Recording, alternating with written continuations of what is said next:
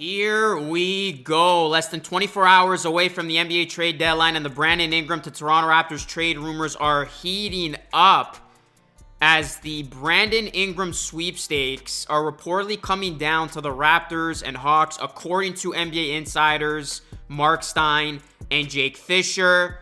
Their newest Substack writes, the Pelicans, sources said, have held ongoing dialogue with both Toronto and Atlanta about acquiring Ingram. There would seem to be a realistic pathway for Toronto to match the bulk of Ingram's salary with Bruce Brown's expiring $23 million contract, but the Raptors and Pelicans have discussed various scenarios for Ingram, sources said. Real quick, guys, drop a like on the video, smash that subscribe button. I'll be doing a live stream on this later tonight on the Raptors Nation YouTube channel, so definitely go subscribe there as well. And I will be doing an NBA trade deadline live stream covering the Raptors and all of the NBA moves that are going to happen leading up to the 3 p.m. Eastern buzzer tomorrow, starting at around noon Eastern, so you definitely don't want to miss that. And this video is sponsored by BetUS. So there's a lot going on with this rumor. Brandon Ingram to the Raptors seems like it's been gaining traction significantly in the last couple of days, and now it appears it's a two-team race. It seems like it's either going to be the Raptors or the Hawks, and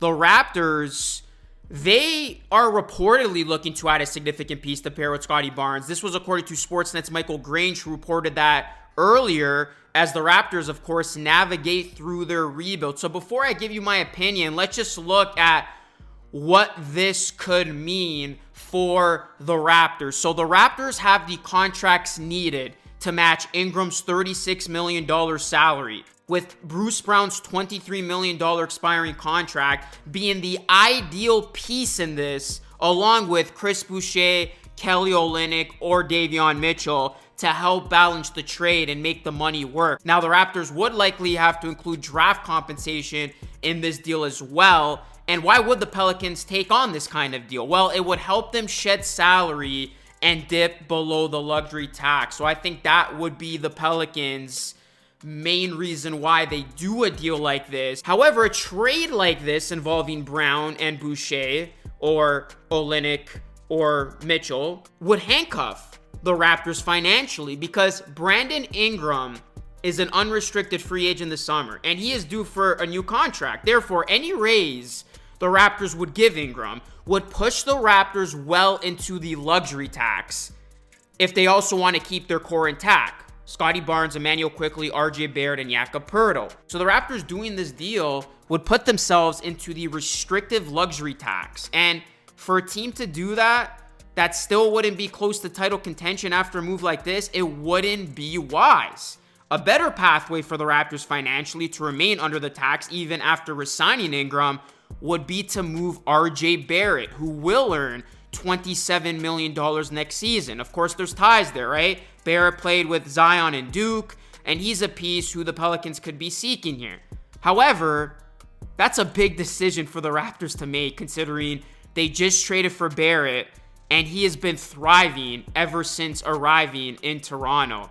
So it's going to be very interesting to see how this plays out, guys. And real quick, if you look at BetUS, the Raptors are right now the favorites when it comes to landing Brandon Ingram, if not the Pelicans. They are plus 275, so they're right there with the Hawks. So guys, if you are looking to wager on this, you could go check out BetUS. They're currently offering a 150% sign-up bonus on your first deposit and a 125% bonus on your second and third deposits, up to $2,000 with the code YouTube150. So here's where I'm at with all of this. I don't think it's a good idea for the Raptors to go into that restrictive luxury tax with the Bruce Brown Ingram trade for a team that wouldn't be close to title contention. Like, I firmly believe that. Like, I know it's fun to speculate what IQ, RJ, Brandon Ingram, Scottie Barnes, and Poeltl can do together. That team, I mean, what's their ceiling? Second round? And that's being generous? Like, there's a lot of question marks that outweighs the pros, in my opinion.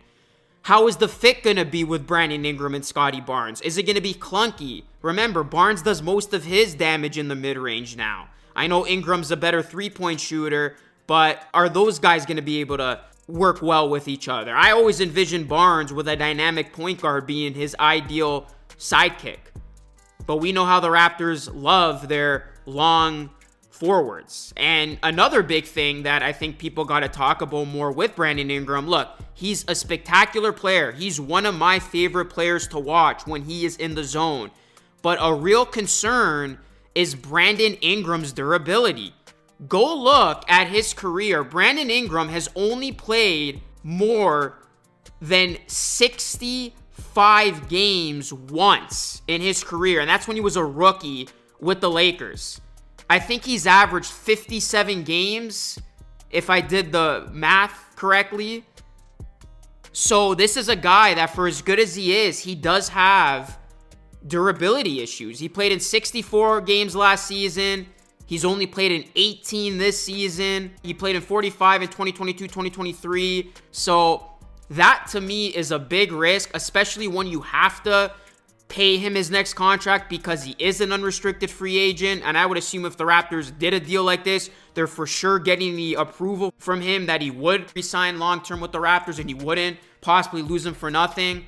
But there are a lot of question marks. And then again, why are you doing this if you're the Raptors? Do you realistically want to push for the play-in now? Like, you have done a good job managing your position when it comes to the draft lottery odds. I know they have done a ton of winning as of late, but they're still in a pretty good position with, you know, the rest of the season to go. Why are you all of a sudden going to speed things up when I think the best move on the chessboard for this team is to continue to play the long game, strategically lose more than you win going forward, put yourself in the best position for the upcoming draft lottery, and try to get yourself a good young talent that way. Like, for the Raptors to skip a step here and jump the line, I don't see Brandon Ingram being that significant piece that pushes the Raptors over the top in a big way. This is not like they're going after a Kevin Durant, a Kawhi Leonard when he was healthy, you know, a bona fide game changer. There are a lot of questions with Ingram, and I know it's fun to speculate because it shakes things up. It makes this team better for sure, but is it worth it?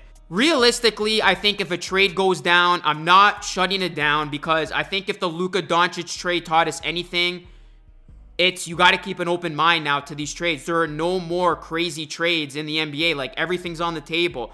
But I believe if a trade for Ingram goes down that involves the Raptors, it would involve RJ Barrett because monetary-wise, it makes a lot more sense. Fit-wise, it makes a lot more sense. Like, that's a clunky fit right there with RJ, BI, and Scotty. And you're basically banking on you believe Brandon Ingram's the better current player than RJ Barrett, which I think he is, but also he's the better player in general. And you don't think RJ Barrett can get any better because RJ's set to make $27 million next season. Then you're eventually going to have to pay him too, right? So that's where the Raptors would be at. I think if they do this, it's a matter of who they believe in more, and it's a matter of them picking Brandon Ingram or RJ Barrett. But if the Raptors trade for Ingram without giving up Barrett and they do it the other way, which again, it works, and I can see the Pelicans doing that, I would be surprised because I don't think that makes sense for the Raptors to go into the tax for a team that still would be ways away from being a legitimate title contender. So from that premise, I still don't think something's going to transpire. I'm not completely shutting it down based on recent history. But yeah, this is it's going to be interesting to see how it plays out. I know a lot of people want to see BI. A lot of people don't want to see BI, but that's just my take on it. I think at the end of the day, there is probably interest there. The Raptors do want to pair a significant piece alongside Scotty, but they're going to have to structure it in a way where it doesn't hamper them as well. But again, in closing here, if I had it my way, I would try to just be a seller, offload some of the vets for fringe prospects and draft compensation and play the long game. You know, put yourself in the best position in the upcoming lottery, strategically tank, however you want to do it.